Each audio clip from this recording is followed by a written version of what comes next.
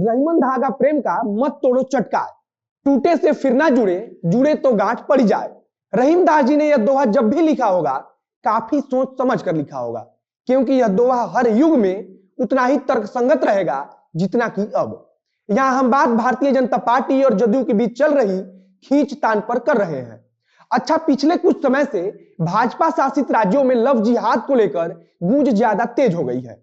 उत्तर प्रदेश से लेकर मध्य प्रदेश तक लव जिहाद को लेकर कानून बनाए जा रहे हैं और अब कानून प्रभावी होने के बाद कई आरोपियों पर कार्रवाई भी किया जा चुका है। लव जिहाद पिछले कई सालों से भारतीय जनता पार्टी का फेवरेट सब्जेक्ट रहा है, लेकिन बिहार में जनता दल यूनाइटेड लव जिहाद को लेकर भाजपा पर निशाना साध रही है। जदयू की तरफ से कहा जा रहा है कि देश में घृणा का माहौल पैदा करने का प्रयास किया जा रहा है। आज जिस लव जिहाद को लेकर भारतीय जनता पार्टी और जनता दल यूनाइटेड आमने सामने खड़ी है, जिस लव जिहाद के सहारे भारतीय जनता पार्टी हर चुनाव में विरोधियों को पछाड़ देना चाहती है, जिस लव जिहाद के सहारे भारतीय जनता पार्टी द्वारा शासित कई राज्यों की राजनीतिक हवा उनके पक्ष में चल रही है, वह लव जिहाद आखिर आया कहां से? कहने का मतलब है कि लव जिहाद का कॉन्सेप्ट सबसे पहले किसके दिमाग की उपज है और किन परिस्थितियों में यह भारत में आया। आज हम मौजूदा राजनीतिक स्थिति के साथ साथ लव जिहाद के इतिहास पर बात करेंगे। नमस्कार, मेरा नाम है मोहित कुमार सिंह और आप देख रहे हैं जनता जंक्शन। बिहार में एनडीए गठबंधन के अंदर इस समय सीट युद्ध जैसा माहौल चल रहा है और अब इसी बीच जदयू के बड़े नेता केसी त्यागी ने कहा है कि लव जिहाद के सहारे देश में घृणा का माहौल पैदा करने की कोशिश हो रही है। यह बात उन्होंने किसके लिए बोला, यह बताने की जरूरत नहीं है। बीते दिनों भारतीय जनता पार्टी की उत्तर प्रदेश सरकार और मध्य प्रदेश की सरकार ने लव जिहाद को लेकर अपने यहां एक कानून बनाया। इस कानून में लव जिहाद करने वालों को सालों जेल के साथ साथ आर्थिक रूप से दंड देने का भी जिक्र है। वैसे भी लव जिहाद भारतीय जनता पार्टी के द्वारा हर चुनाव में संजीवनी बुट्टी की तरह उपयोग किया जाता है। बात जब पश्चिम बंगाल और केरल जैसे राज्यों में पहुंचती है, तब तो भारतीय जनता पार्टी इसको अपने प्रमुख मुद्दों में शामिल कर लेती है।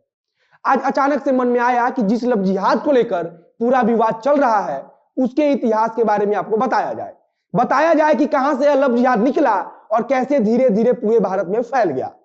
कहा जाता है कि लव जिहाद का सबसे पहला मामला 1927 में मुजफ्फरनगर से निकला था, जिसने सबका ध्यान अपने तरफ आकर्षित किया था। 1927 में मुजफ्फरनगर के अंदर एक हिंदू लड़की का जबरदस्ती धर्मांतरण कर मुस्लिम पुरुष से शादी करा दी गई।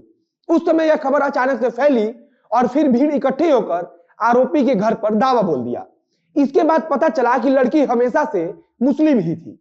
भले ही लड़की मुस्लिम हो, लेकिन आरोपी जो संदेश देना चाहते थे वह पूरा हो गया। उस समय पहली बार सार्वजनिक रूप से देश में लव जिहाद की चर्चा होनी शुरू हुई।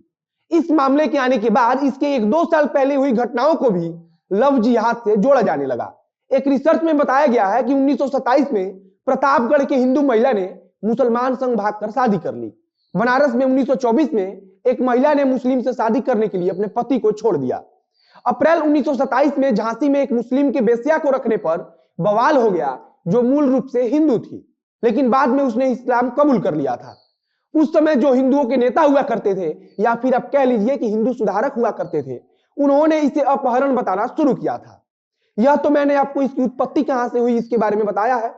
अब आगे बताऊंगा कि पूरे देश में लव जिहाद कब से चर्चित हो गया, लेकिन उससे पहले जान लीजिए कि लव जिहाद शब्द कहां से आया। लव जिहाद पहली नजर में ही समझ में आ जाता है कि यह 2 शब्दों से मिलकर बना हुआ है। एक शब्द है अंग्रेजी का लव यानी प्यार, और दूसरा शब्द है जिहाद। जिहाद अरबी भाषा का शब्द है जिसका मतलब होता है किसी भी अच्छे मकसद को पूरा करने के लिए अपना सब कुछ झोंक देना। आमतौर पर इसका उपयोग आजकल दूसरे धर्म की लड़कियों को प्यार में फंसाकर इस्लाम धर्म कबूल करवाने के दौरान किया जाता है। अच्छा, कई लोगों को ऐसा लगता है कि लव जिहाद राजनीतिज्ञों द्वारा बनाया गया एक जाल है, लेकिन अगर आप इसके बारे में पढ़ेंगे तो पता चलेगा कि सुप्रीम कोर्ट भी इसे मानता है कि लव जिहाद किया जाता है। एक बेहद दिलचस्प मामला सामने आया था, जिसमें एक हिंदू महिला अखिला अशोक की शादी को केरल हाईकोर्ट ने रद्द कर दिया था। अखिला अशोक ने दिसंबर 2016 में मुस्लिम शख्स शफीन से निकाह किया था। शफीन ने हाईकोर्ट के फैसले को सुप्रीम कोर्ट में चुनौती दी और फिर सुप्रीम कोर्ट ने इस मामले में एनआईए जांच के आदेश दे दिए। सुप्रीम कोर्ट ने आतंकवादी घटनाओं की जांच करने वाली एजेंसी को इसकी जांच का जिम्मा सौंपा था और उस दौरान उसने एक टिप्पणी की जो काफी महत्वपूर्ण था। सुप्रीम कोर्ट ने कहा था कि जिस तरह इंटरनेट गेम ब्लू व्हेल में किसी लड़के या लड़की को टास्क दिए जाते हैं और जिससे उसे आखिर में सुसाइड करना होता है, उसी तरह आजकल किसी को भी खास मकसद के लिए राजी करना आसान हो गया है। सर्वोच्च न्यायालय की इस टिप्पणी के बाद लव जिहाद शब्द को और बल मिल गया। अध्ययन करने वाले बताते हैं कि लव जिहाद की चर्चा 90 के दशक के अंत और 21वीं सदी की शुरुआत में ही गुजरात जैसे राज्यों में होने लगा था। उस वक्त लव जिहाद का सीधा सा मतलब था कि कोई मुस्लिम लड़का हिंदू लड़की को फंसाता है और फिर उसका धर्मांतरण करा देता है। लव जिहाद को लेकर केरल की हाईकोर्ट ने तो एक बार केरल सरकार को नोटिस जाते हुए जवाब भी मांगा था। केरल में ऐसे संगठन पकड़े गए थे जो लव जिहाद को एक मिशन की भांति आगे बढ़ा रहे थे। आप गौर करेंगे तो देश में 2009-10 के बाद लव जिहाद का चर्चा बड़े स्तर पर होने लगा और फिर इसके बाद भारतीय जनता पार्टी ने तो इसे हर मंच से भुनाया।